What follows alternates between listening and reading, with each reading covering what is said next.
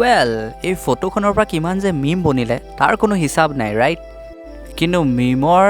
বাবে ফেমাছ হোৱা এই মানে ডগৰ ফেচটো এতিয়া এটা কইন বনি গ'ল ডজ কইন বুলি যিটো জনা যায় আৰু এতিয়ালৈকে বৰ্তমান ইয়াৰ ভেলু লাহে লাহে বহুত বেছি ইনক্ৰিজ হ'ব ধৰিছে পিছে বহুত লোকে ইয়াক মানে বিটকইনৰ সৈতেও তুলনা কৰে একচুৱেলি ইমান সোনকালে বিটকইনৰ সৈতে তুলনা কৰাটো ঠিক নহ'ব কিন্তু এইটো কথাও মিছা নহয় যে বহুত কম সময়ৰ ভিতৰত বিটকইনৰ নিচিনাকৈ ই বহুত বেছি পপুলাৰিটি পাবলৈ আৰম্ভ কৰিছে আৰু বহুত বেছি পৰিমাণৰ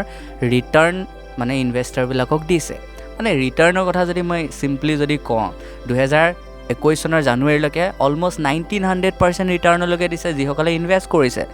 এই ডজ কইনটোৰ ওপৰত এটা সময়ত এই ডজ কইনটোৰ ভেলু 1 চেণ্টতকৈ কম আছিলে আৰু এতিয়া এটা ডজ কইনৰ ভেলু অলমষ্ট 12 চেণ্ট আপুনি যদি মানে ষ্টাৰ্টিঙতে যদি মানে ছাপ'জ 10,000টা লগোৱাহেঁতেন ডজ কইনৰ ওপৰত তেতিয়া বৰ্তমানলৈকে সেই 10,000টো অলমষ্ট 2 লাখ বনি গ'লহেঁতেন ইমান বেছি ৰিটাৰ্ণ দিছে চ' একচুৱেলি আমি এই ভিডিঅ'টোত এই ডজ কইনটোৰ বিষয়ে কিছু ইণ্টাৰেষ্টিং কথা জানিবলৈ চেষ্টা কৰোঁ আহক ডজ কইন যিটো এতিয়া মিম কইন হিচাপেও জনা যায় এই কইনটো এটা ছিগনিফিকেণ্ট জাম্প দেখাইছে ৰিচেণ্ট কেইটামান দিনত বহুত বেছি পৰিমাণৰ ইয়াৰ লাহে লাহে ভেলু বাঢ়িছে বহুত কাৰণ আছে বেলেগ বেলেগ ফেক্টৰ আছে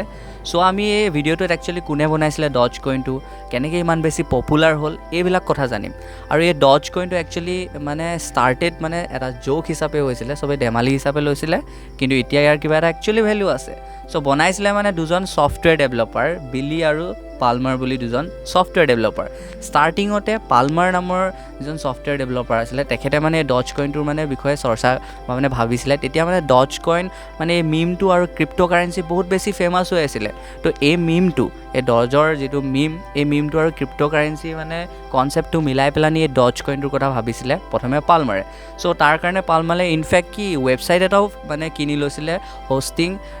dogecoin.com বুলি এটা ৱেব হোষ্টিঙো কিনি লৈছিলে ঠিক আছে আৰু ৱেব হোষ্টিংটো কিনাৰ পিছত মানে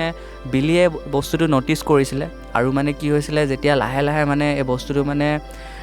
বহুত বেছি মানে পপুলাৰ মানে হ'ব বুলি বিলিও আশা কৰিছিলে চ' বিলিও মানে কি কৰিলে এইটোৰ প্ৰতি মানে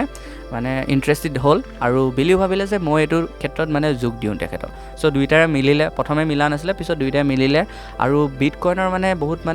মানে কিছুমান মানে কমি আছে ন যিবিলাক ডিছএডভান্টেজেছ সেইবিলাক চালে যে বিটকইন অলমষ্ট 21 মিলিয়নতকৈ বেছি বিটকইন মাইন কৰিব নোৱাৰি চ' সেইকাৰণে সিহঁতি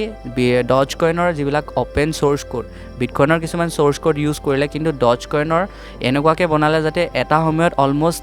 একচুৱেলি মাইন কৰিব পৰা টোটেল সংখ্যা ৰাখিলে 100 বিলিয়ন বিটকইনৰ 21 মিলিয়ন লিমিট আছে আৰু এই গোটেই ডজ কইনটো মানে ফেমাছ কৰিলে ৰেডিট নামৰ এটা ৱেবছাইটে তো হৈছিলে কি এই ৱেবছাইটটোত মানে কি হৈছিলে প্ৰথমে মানে কিছুমান মানে যিসকল ইউজাৰ আছে কমেণ্টছবিলাকত ইজনে সিজনক এপ্ৰিচিয়েশ্যন হিচাপে এই ৱেবছাইটটোত ডজ কইন গিফ্ট দিবলৈ আৰম্ভ কৰিলে তেনেকৈ গিফ্টৰ হিচাপে ষ্টাৰ্টিঙত আৰম্ভ হ'ল কিন্তু লাহে লাহে মানে কি হ'ল যেতিয়া মানে ডজ কইনটো মানে বহুত বেছি জনপ্ৰিয় হ'বলৈ ধৰিলে তেতিয়া মানুহবিলাকে আৰু ডজ কইনটো ব্যৱহাৰ কৰিব ধৰিলে মানুহৰ মাজত ট্ৰানজেকশ্যন বেছি হ'বলৈ ধৰিলে তেতিয়া ইয়াৰ ডিমাণ্ড বাঢ়ি গ'ল আৰু ছাপ্লাই কম আছিলে চ' সেইকাৰণে লাহে লাহে ডজ কইনটো যিটো একো ভেলুৱে নাছিলে 1 চেণ্টতকৈ কম আছিলে লাহে লাহে ইয়াৰ ভেলু হ'বলৈ আৰম্ভ হ'ল তো এনেকৈ ডজ কইনটো লাহে লাহে পপুলাৰ হ'বলৈ ষ্টাৰ্ট হ'ল চ' তাৰপিছত কি হ'ল এতিয়া ৰিচেণ্ট কি ফেম হৈ আছে ডজ কইনৰ কি চিটুৱেশ্যন হৈ আছে এতিয়া ৰিচেণ্ট চিটুৱেশ্যন যদি আমি চাওঁ ডজ কইন কি হৈ আছে এতিয়া ওৱান অফ দ্য ষ্ট্ৰংগেষ্ট মানে ক্ৰিপ্ট' কাৰেঞ্চি হিচাপে জনাজাত ইনফেক্ট মানে ভাল টপ 5 ক্ৰিপ্ট' কাৰেঞ্চি মানে লিষ্টতো ডজ কইনৰ নাম আছে যিটো এসময়ত মিম কইন হিচাপে ষ্টাৰ্ট কৰিছিলে আৰু ডজ কইনটো ইমান বেছি ভেলু যিটো পালে তাৰ মানে এজনৰ হাত বহুত বেছি আছে ইলন মাস্ক আমি জানো ইলন মাস্ক পৃথিৱীৰ ওৱান অফ দ্য ৰিচেষ্ট আৰু বহুত ইনফ্লুৱেঞ্চিয়েল ব্যক্তি হয় আৰু তেখেতেও মানে ডজ কইনৰ বিষয়ে বহুত টুইটছ কৰিছিলে আৰু তাৰ বাবেও ডজ কইনৰ ভেলু পটাপট বহুত বেছি বাঢ়ি গৈছিলে অকল ইলন মাস্ক বুলি নহয় কিছুমান কোম্পানীৰ অ'নাৰো আছে যিসকলে মানে এনাউন্স কৰিছে যে তেওঁলোকে পে'মেণ্ট হিচাপে ডজ কইনৰ মানে একচেপ্ট কৰিব তাৰপিছতো ডজ কইন বাঢ়িব কিছুমান আৰ্টিষ্টো মানে ডজ কইনক ছাপোৰ্ট কৰিবৰ কাৰণে মানে বিভিন্ন ধৰণৰ টুইটছ কৰিছে আৰু ৰিচেণ্ট ইনফেক্ট টিকটকৰ ট্ৰেণ্ড এটাৰ কাৰণেও ডজ কইনৰ ভেলু মানে ইনক্ৰিজ হোৱা বুলি বিভিন্ন ধৰণে কৈছে চ' বিভিন্ন কাৰণৰ কাৰণে ডজ কইনৰ ভেলু এতিয়া বহুত বেছি বাঢ়িছে আৰু ৰিচেণ্টলি ডজ কইনে অলমষ্ট 14 বিলিয়ন মাৰ্কেট কেপ লৈ লৈছে